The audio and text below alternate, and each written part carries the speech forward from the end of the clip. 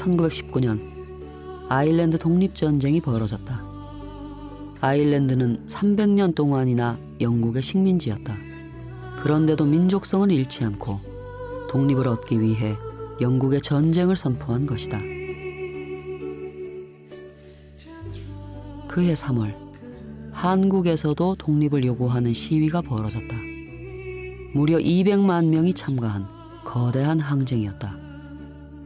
하지만 일본은 무자비하게 진압했고 결국 수많은 사람들이 투옥되고 처형됐다. 그러나 조선인들의 독립의지는 꺾이지 않았다. 수많은 민중들이 만주로 건너가서 독립군이 되었고 홍범도 같은 무장투쟁의 지도자들은 독립군 부대를 이끌고 국내로 진격하며 일본군과 치열한 전투를 벌이기 시작했다. 이때 저명한 독립운동가들은 중국 상해에 모여 임시정부 수립을 준비했다. 국호를 대한민국으로 정하고 헌법을 만들고 그리고 독립운동의 최고 지도자를 선출하는 작업에 착수했다. 그런데 다수의 독립운동가들이 최고 지도자로 이승만을 추천했다. 왜 이런 어이없는 일이 벌어진 걸까? 그 임시정부 구성에서 주도적인 역할을 한 것이 국내 기호파 개신교라고 얘기할 수가 있을 거예요.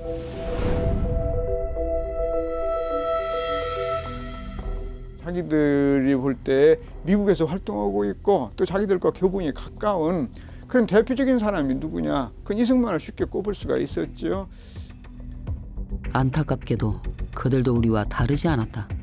지도자가 될 사람을 제대로 검증하지 않고 기왕이면 같은 지역 출신, 기왕이면 같은 종교를 믿는 사람, 그리고 기왕이면 학벌이 높은 사람이 지도자가 되길 원했다.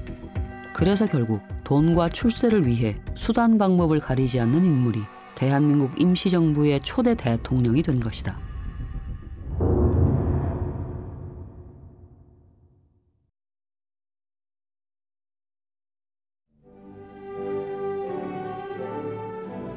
하와이 깽단 보스에서 순식간에 대통령이 된 이승만. 그는 역시 제일 먼저 임시정부의 돈줄부터 장악하려고 했다. 워싱턴에 구미위원부를 설립하고 독립운동에 쓰겠다며 국채를 발행해 돈을 모으기 시작했다. 목표액은 500만 달러. 하와이 때보다 스케일이 엄청 커졌다. 그런데 큰 장애물이 있었다. 임시정부가 이미 독립운동 성금을 모으고 있었던 것이다. 이승만은 즉시 모금을 중단하라고 명령했다. 그리고 한 발 더 나가 하와이 깡패의 본색을 드러내며 정부에서 거둔 돈도 전부 넘기라고 요구했다. 하지만 기호파 세력이 아닌 정부 요인들은 강하게 반발했다. 그리고 한인들이 내는 성금으로 국내 비밀 조직을 확대하고 만주의 독립군 부대들을 통합하며 본격적인 독립전쟁 준비에 착수했다. 게다가 놀랍게도 캘리포니아에 비행학교를 세워 공군 창설까지 추진했다.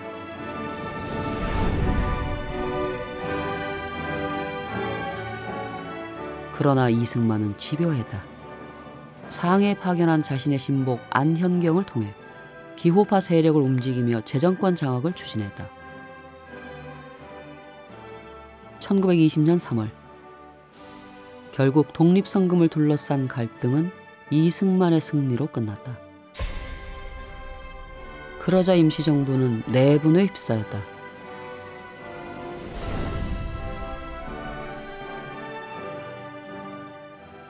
모든 충돌을 보면은 돈과 관련이 있어요. 이승만과 관련된 수많은 충돌을 보면은 다 돈과 관련이 있습니다. 그것은 좀 이승만의 본능이나 본성에 가까운 행동이었다라고 생각이 듭니다.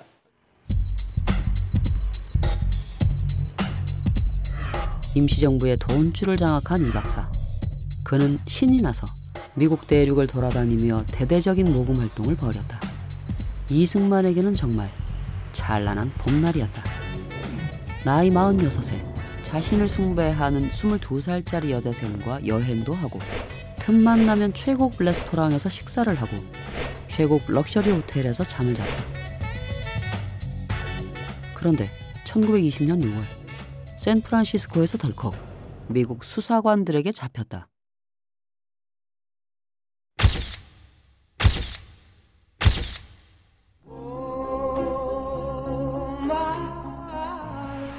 당시 미국은 청교도적인 분위기가 강했다. 그래서 부도덕한 성관계를 목적으로 주 경계선을 넘는 것을 금지하고 있었다. 그러나 안타깝게도 수사관들은 집중 조사를 벌였다. 그러자 이승만의 감추고 싶은 비밀까지 드러났다. 이승만이 백인 여자들에게도 접근해 마치 재벌 2세처럼 최고급 식사를 사주며 데이트를 즐겼던 것이다. 결국 미국 수사관들은 이승만을 부도덕한 플레이보이라고 판단했던지 그를 기소해버렸다.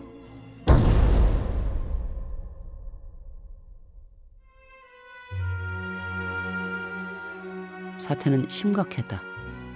만약 이 사건이 등골이 휘도록 일해서 독립성금을 내주는 한인들에게 알려지면 일단 개망신은 기본이고 다시는 이승만에게 땡전 한 푼 줄 리가 없다. 그는 조심스럽게 해결책을 강구했다. 일단 대통령 환영회에 불참을 통보하고 그 이유는 비밀이라고 둘러댔다. 그리고 재판은 하와이에서 받게 해달라고 사정했다. 호놀룰루에 도착하자 이승만은 비밀리에 백인 유력 인사들과 접촉했다. 이승만과 오랫동안 관계를 맺어왔던 백인들.